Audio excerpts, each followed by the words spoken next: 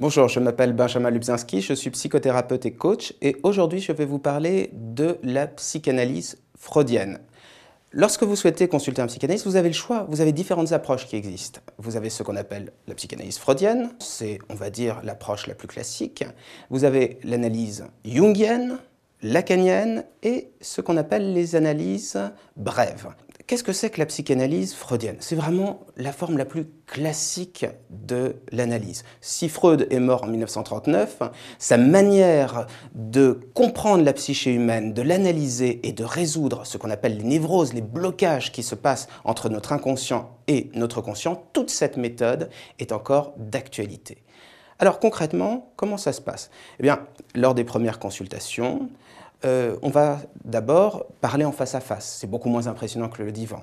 Ensuite, vous allez pouvoir vous allonger sur le divan et parler en association libre de votre passé. Qu'est-ce que c'est que l'association libre? C'est simplement de laisser sa conscience flotter et de parler librement de son passé, de ce qu'on ressent. Et ce faisant, on suit les voies de l'inconscient et on se révèle à soi-même. Ça permet de mieux comprendre son enfance, mieux comprendre l'origine de sa psyché et donc de mettre en place à terme, parce que la psychanalyse freudienne peut durer très longtemps, ça peut durer entre 1 an à même, parfois on a vu 10 ou 15 ans, ça permet au bout d'un certain moment de mettre en place des changements.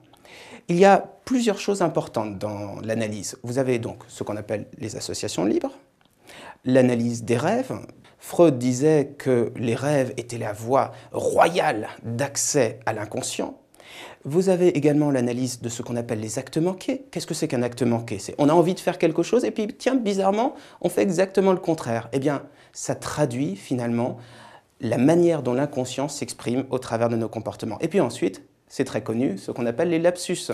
C'est-à-dire, si à un moment, vous dites un mot à la place de l'autre, bien souvent, il est révélateur de ce que, au fond, vous ressentez et au fond, vous pensez. Une fois que vous avez bien compris votre passé, une fois que vous l'avez bien analysé, il se passe ce qu'on appelle la catharsis, c'est-à-dire que la révélation des secrets de notre inconscient permet de mettre en place des changements globaux. La psychanalyse freudienne n'est pas une thérapie, elle vise des changements en profondeur, mais sur des durées plutôt longues. Vous trouverez sur le site psy-coach.fr de nombreux articles traitant de l'analyse, de la psychanalyse freudienne et des autres approches. Vous trouverez également les adresses, les numéros de téléphone de spécialistes. Et puis si vous désirez nous consulter, vous pouvez composer le 01 42 26 40 27. D'ici là, je vous souhaite une très bonne continuation et je vous remercie de m'avoir écouté.